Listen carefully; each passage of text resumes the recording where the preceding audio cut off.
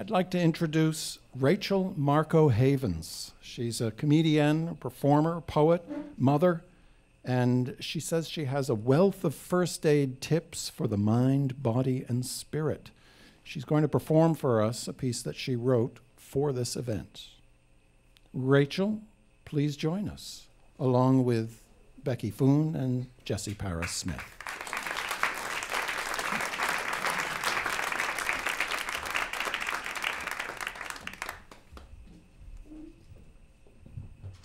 Hi. How are you? Good. How are you? Yay.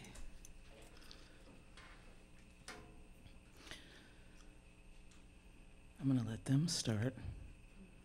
We just met musically today. It's kind of cool.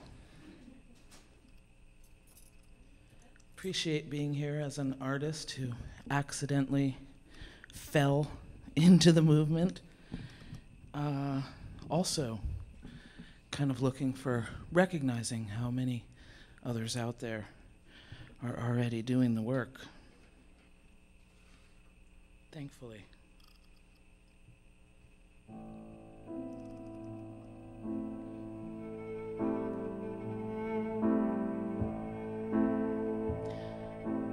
I was born and raised a mountain girl in the Catskills. We're water rich. Or should I say there's enough that we take it for granted. Until we see parts of the world parched in drought. Until somebody wants it. Suddenly we're a target. They wanted to tap us for 1.75 million gallons a day to package and sell for profit. Not in my backyard, she said. They wanted to dump 343,000 gallons of plastic water waste headed for the Hudson, down to you. Not in my backyard, he said. Build a 400,000 square foot plant on wetlands? Not in my backyard, they said. Not in my backyard. Not in my backyard. Not in my backyard. But where does your backyard begin and mine end? I asked. Your upstream is my down, and we're all in the same boat. Not in our backyard, I said. The planet is our backyard. I'm not an activist, and I never have been, so this kind of feels like new skin. Because I don't know who this person is yet.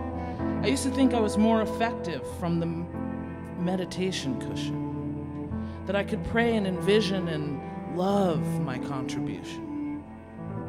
But I'm not a yogi, and I don't pray enough to be silent in this movement.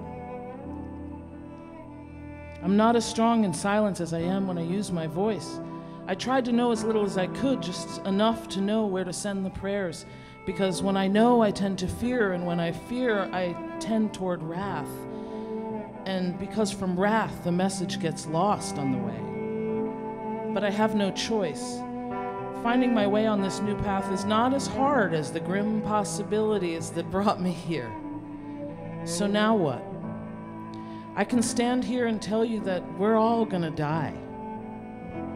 And I'd be right. But I can't tell you how. That's your path. I can stand here and tell you that the earth is beginning to reject us because it's true, and I can show you evidence. I can tell you about the thunder and the rain and the lack thereof. I can tell you about floods and dry riverbeds and disappearing species. I can tell you about dirty agriculture and about methane gas and GMOs and crude oil bomb trains and pipelines and fracking nightmares. I can tell you about children starving and dying of thirst. I can tell you about the rape and the pillage of our women and our collective commons as well. I can tell you what happens when ignorance meets arrogance.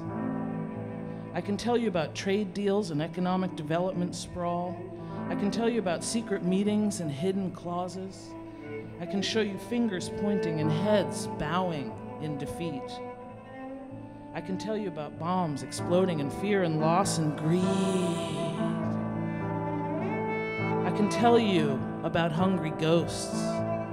I can tell you about hungry ghosts and you about hungry ghosts. And the end days. I can tell you about the end days, or I can stand here and tell you that somewhere somebody's pillars are crumbling. And the fire and the brimstone is theirs for the taking. I can tell you about the end days, or leave that to those trying to speed up the apocalypse.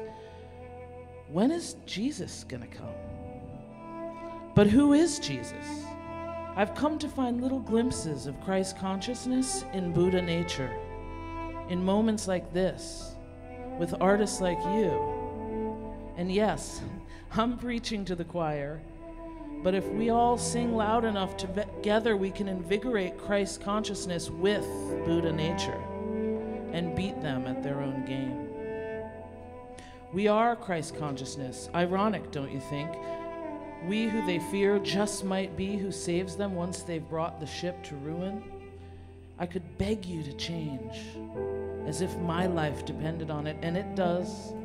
So does yours. We've all got some changing to do. That wreck is going down. Get out before you drown.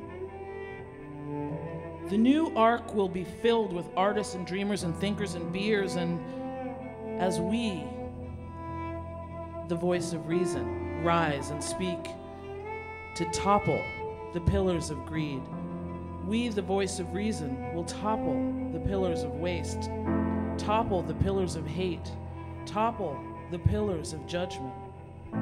There are solutions to find with more practice, more prayers, more love, creativity, action and meditation and action, and the recognition of interdependence. Interdependence. I need you and you need me, and we need we to be solutionists. We, the voice of reason, must be what we want to see. Just look at the children. Those who stand to inherit the earth we are so swiftly destroying. The children come with solution. The children are the new ideas. Feed them with creativity. Give them something to trust. And remember, we are not teaching them what they need to know when we show them greed and complacency. Let the children teach us, so we don't leave them the remains of our hell. Aho.